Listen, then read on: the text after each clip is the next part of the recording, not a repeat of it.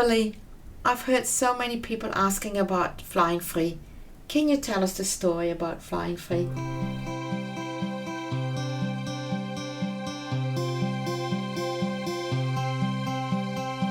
Hi everyone, I'm Anya. And I'm Kimberley. And this is Flawed, authentic stories from the nest floor.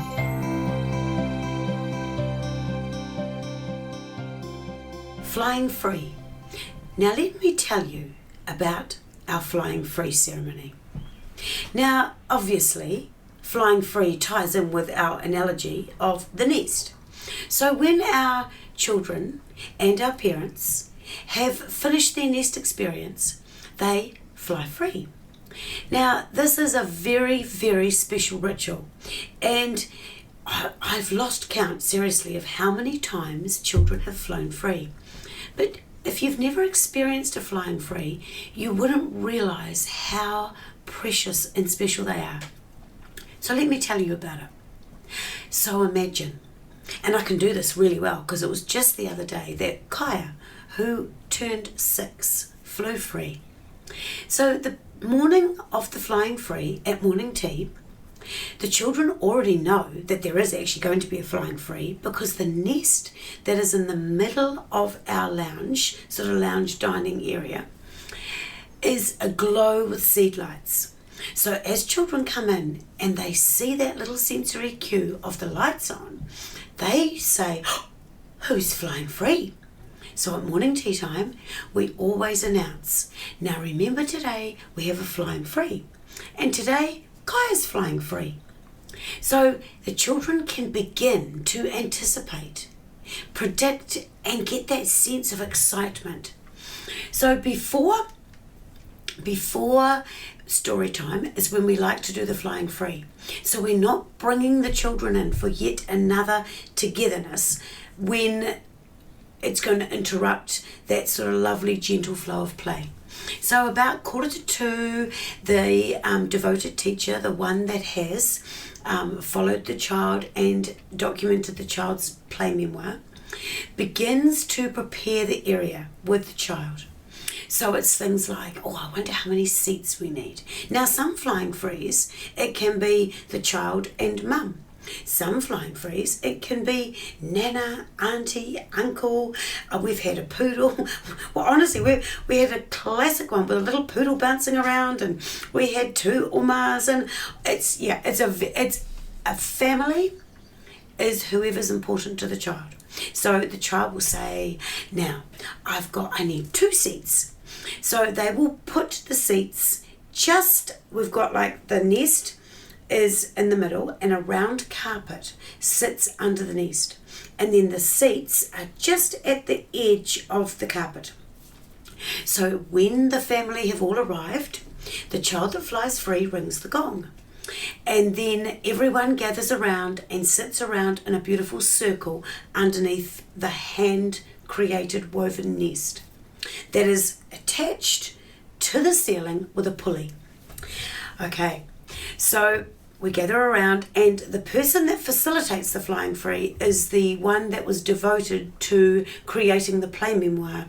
And so they are all ready to create that sort of sacred ritual. So it's always the children are waiting with like bated breath, and we've got the family waiting. So we ring the gong and we welcome everyone to the flying free. Now, for many children, it's a different sort of experience. And what I've realised is when children fly free closer to 5, all they think about is the sense of, I'm getting my egg. And they're very excited about the process. Now, the other day with Kaya, because she was 6, she said to me at morning tea, she said, I have really mixed feelings. She had already the day before been in tears and come back into the nest because she just realised that this was the end of a very special journey that she was on. So anyway, we've got some special music, and it's a one by Rada. May the love we're sharing spread its wings and fly across the earth. So the first 2 sort of like beats, or no, beats isn't right, but the sort of chimes of the song, every child looks up because they know that when the music comes on, the nest gently is pulled down. Now, as the nest is pulled down, it spins. So the children are mesmerised by the beautiful spinning of the alight and glowing nest. When the nest is on the ground, the music is turned off. And then the person who's facilitating the flying free will say, "So welcome everyone to the flying free." And we remind the children that this is 100% about, for example, this is about Kaya. So at that time, every single one of the teachers has written a love letter, and that is in the child's play memoir. But the teacher, that's the devoted teacher, she reads her love letter to the child at the flying free. Now, obviously, to read 7 would be like a thesis. So we always say, now this is a bit of nighttime reading. And this is a really beautiful moment. So after the child has heard their love letter, which, to be honest, is more probably reading to the family, because the child's already anticipating the fact that they're about to get their egg. So then we hand the play memoir to the child.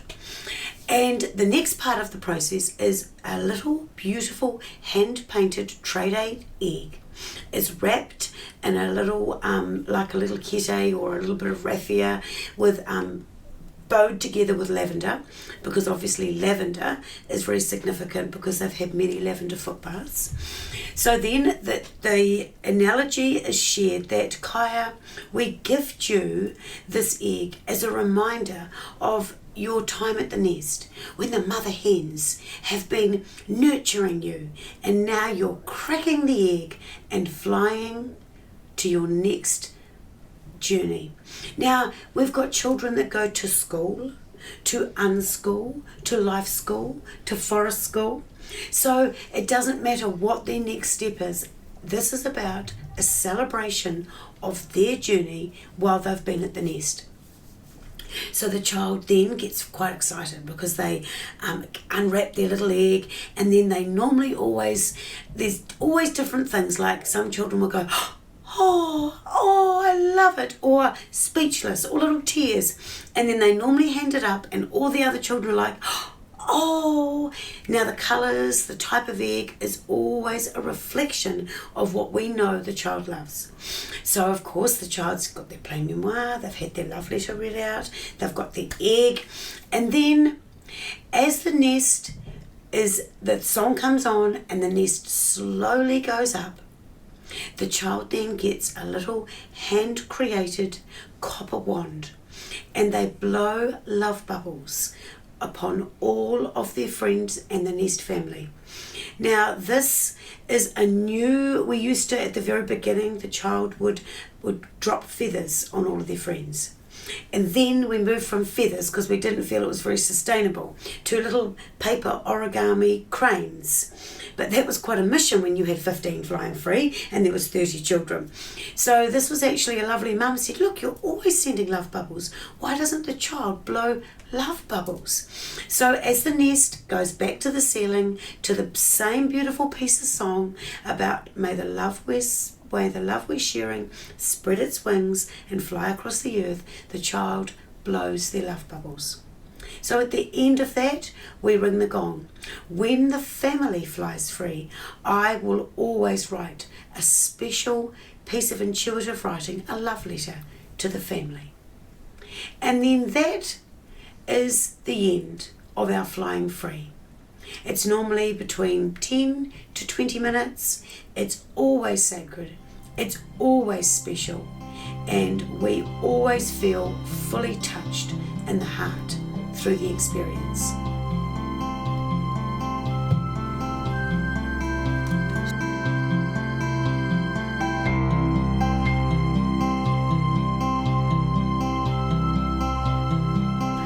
The Flawed podcast music is by Camille van Schoonhoven.